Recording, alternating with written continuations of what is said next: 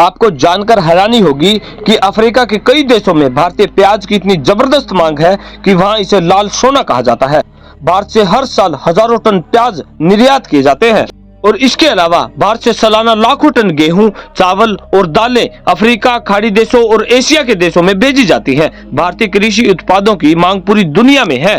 वैसे आपको बता दें कि भारत ने सहायता के तौर पर मुफ्त में दवाइयां और गेहूं कई देशों को भेजता रहता है, जिसमें से आपको बखूबी पता है कि कोविड-19 महामारी के दौरान भी भारत ने 123 देशों को कोविड-19 से संबंधित दवाइयों की आपूर्ति की थी, जिसमें से गुट निरपेक्ष आंदोलन यानी कि NAM के 59 देश भी शामिल थे।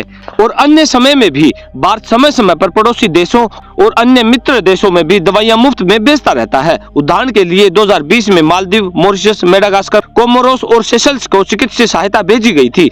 इसके अतिरिक्त अफ्रीकी देशों को भी कई बार दवाइयों की आपूर्ति फ्री में की गई है। और अभी पीछे भारत ने 5 देशों भूटान, माली, सेनेगल, गाम्बिया और इंडोनेशिया को भी गेहूं और अन्य खाद्य पदार्थों के निर्यात की आपूर्ति दी थी। इससे पहले भी नेपाल और कुछ अन्य देशों को उनकी रिक्वेस्ट पर गेहूं भेजा गया है। वैसे आपको बता दें कि भारत ने मानवीय सहायता के तौर पर उत्तरी कोरिया को भी गेहूं भेजी है और अफगानिस्तान की तालिबान सरकार को भी मानवीय सहायता के तौर पर गेहूं भेजी है।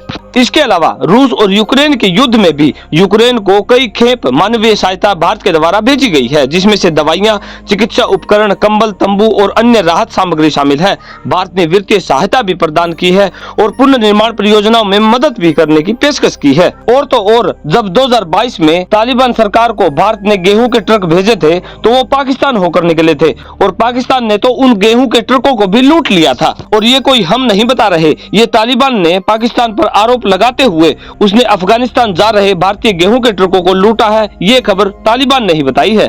और तो और भारत ने पाकिस्तान के सहयोगी कहे जाने वाले तुर्की को भी 2023 में आए तुर्की में एक विनाशकारी भूकंप के बाद गेहूं और दवाइयों सहित व्यापक मानवीय सहायता भी भेजी थी। भूकंप के तुरंत बाद भारत ने ऑपरेशन दोस्त शुरू किया और कई विमान के माध्यम से राहत सामग्री, चिकित्सा टीमें और राष्ट्रीय आपदा प्रतिक्रिया बल के कर्मियों को तुर्की भेजा। भारत इस मुश्किल समय में भी तुर्की के साथ एकजुटता दिखाई और बढ़ चढ़कर मानवीय सहायता प्रदान की थी, जबकि वो पाकिस्तान के पक्ष में और भारत के हमेशा खिलाफ रहा है, क्योंकि भारत की सहायता का उद्देश्य हमेशा मानवीय रहा है। भले ही उस देश में संघर्ष चल रहा हो, भारत का जोर जरूरतमंद लोगों तक सहायता पहुंचाना रहा है, चाहे वो फिर भारत का दुश्मन ही क्यों ना हो।